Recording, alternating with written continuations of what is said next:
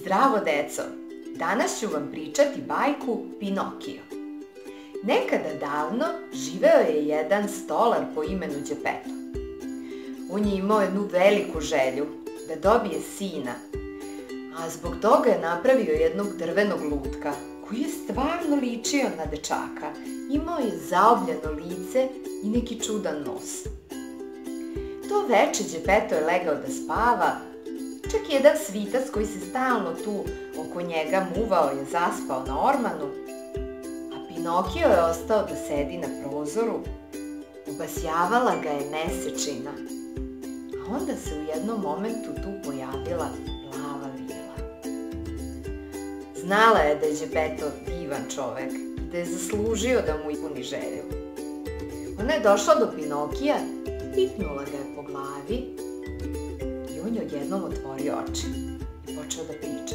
O, pa ja mogu da pričam, mogu i da pomeram ruke, pa šta je to? A vila mu je rekla: dragi Pinokio, od sada ćeš to moći da radiš svaki dan, da pričaš sa Đepetom i da šetaš i da budeš skoro pa pravi dečak. A ako budeš bio pošten, nesebičan i hrabar, onda ćeš se i pretvoriti u pravog dečaka. Zapamti to, moj Pinokio. A Pinokio je rekao: hoću, važi, i bio je zabezeknut u svoje drvene ruke i u dve drvene noge. Nije mogao da veruje. A vila se onda okrenula prema onom malenom svicu, ipnula je i njega i on se odjednom uspravio.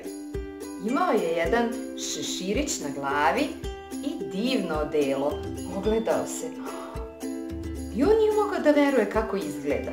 Vila mu je rekla: ti ćeš od danas biti glas savesti Pinokiju. Budi uz njega uvek i uvek mu savetuje ono što je dobro za njega. Hoću, Vilo, hoću, pa to je divno. Vila je tada nestala, a svitac je nastavio da igra, čak je počeo i da peva. Pinokio je, gledajući ga, ustao da igra, međutim, njegove noge su bile nestabilne i on je pao. Od tog zvuka se probudio Đepeto. Bio je spreman da udari tog nekog po glavi sa nekom letvom. Međutim, kada je video da je to Pinokio i da on priča, da to nije nikakav provalnik, toliko se obradovao. Pinokio, pa je to moguće? Uhvatio ga je za ruke. Prvo ga je u stvari zagrlio, pa ga uhvatio za ruke, pa su igrali u krug. Pa i svitac igrao sa njima. Tada je Đepeto rekao: dobro je, dosta je sada bilo, hajde da legnemo da spavamo, a sutra ćemo, Pinokio, da napravimo tebi novi krevet i sve kako bi mogao da živiš ovde sam. Tako je i bilo. Dani su prolazili, međutim Pinokio je bio vrlo nestašan. Kako bi nešto razbio u kući, Đepeto bi ga pitao: pa dobro, Pinokio, jesi ti razbio ovu čašu? Nisam. Njemu bi porastao nos. Đepeto bi ga pitao za nešto drugo: pa Pinokio, jesi ti polomio ovu dasku? Nisam. A njemu bi opet porastao nos. I tako svaki put. A svitac bi onda stao da grdi Pinokija. Pa dobro, Pinokio, pa zašto lepo ne kažeš da si ti? Pa video sam te, znaš da nije lepo govoriti neistinu. Pinokio nije teo da ga sluša. Kada je Đepeto video da mu je toliki nos, uzeo je svoj alat i skratio mu nos. Sledećeg dana Đepeto otišao da proda svoj kaput i od tih para je kupio bukvar Pinokiju. Toliko je bio srećan što je upisao Pinokija u školu. Vratio se kući i sve ispričao Pinokiju, pripremio ga za sutra da ide prvi put. Pinokio je bio iznenađen, ali nije mu se nešto dopala ta ideja. Sutradan kada ga je Đepeto ispratio u školu, rekao mu je takođe i da ne sme nigde da ide sem škole. Pravac tamo i kad se završi ide kući. Rekao je Pinokio: u redu. Međutim, na putu do škole, Pinokio je video jedno lutkarsko pozorište. Otišao je da vidi samo šta ima. Tamo ga je primetio jedan čovek koji je i napravio to pozorište i gledao je kako bi mogao njega da stavi u predstavu. Baš mu fali jedna lutka.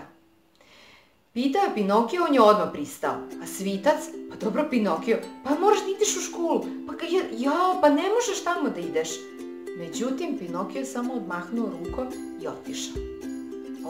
Odigrao je u predstavi jednog pajaca.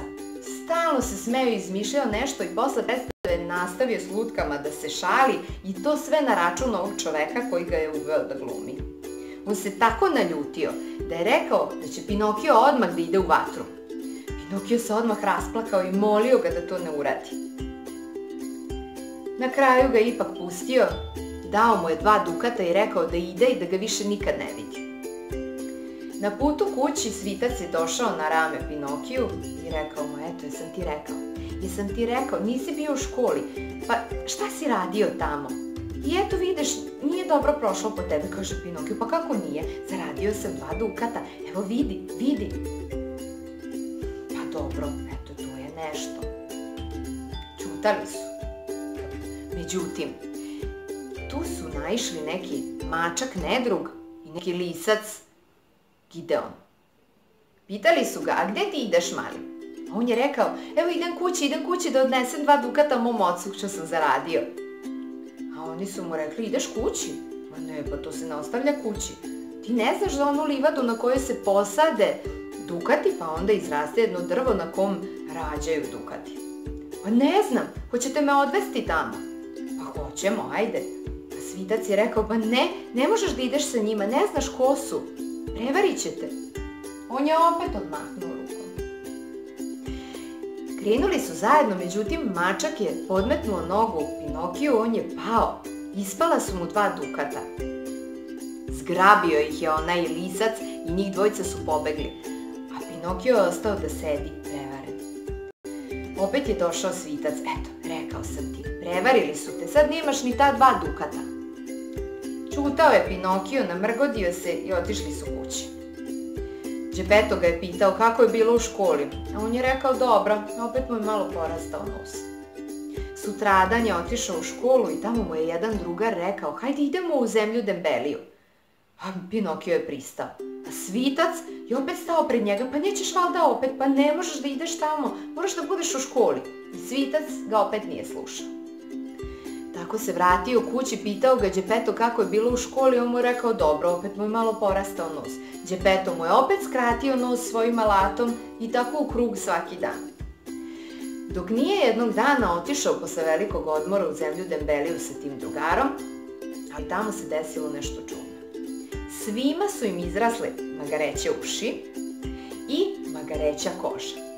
Tuda je prolazio i neki čovek, uhvatio je Pinokija i rekao baš mi treba ovakav jedan magarac da od njega napravim doboš i da preko njega zategnem ovu magareću kožu. Bacio je Pinokija u more da se koža uštavi. Pinokio nije znao da pliva, pa je krenuo da tone i da se davi. A onda se pojavila ona plava vila. Izvukla je Pinokija iz vode, stavila na zemlju i pitala ga, Pinokio moj, pa šta ti se desilo? Kako si završio u moru? Odakle ti te magareće uši i koža? Pa ne znam bilo. Ne znam, samo me neki čovek bacio u more. I odjednom mu je porastao nos. Pinokio, jesi bio u školi? Jesam, bio sam u školi. Još malo mu je porastao nos. Pinokio moj, pa zar ti ne vidiš da tebi raste nos svaki put kada ne govoriš istinu? Reci mi lepo šta je bilo. Tada je Pinokio seo tužan. Ispričao je vili sve. Izvinuo je se. Vila je rekla, nema veze Pinokio, naučit ćeš. Na greškama se uči. Hajde sada, idi nazad kući kod Geppetta, budi dobar, svaki dan idi u školu i nemoj više da govoriš neistinu. Dobro, Vilo, hoću, hvala ti puno. I Vila je nestala. Pinokio je stao na obalu da gleda još malo u more i upao. Na dnu mora ga je pojeo kit. Kako je sa svom tom vodom i ribama koje je kit pojeo, on otišao direktno u njegov stomak, naišao je na jedan splav, a na njemu, gle čuda, Geppetto, otkud ti je ovde?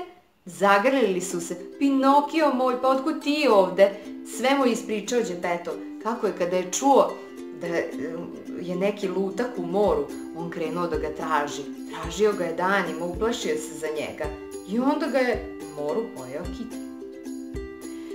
Međutim, Razmišljali su i sedeli tako, pa kako ćemo izaći napolje?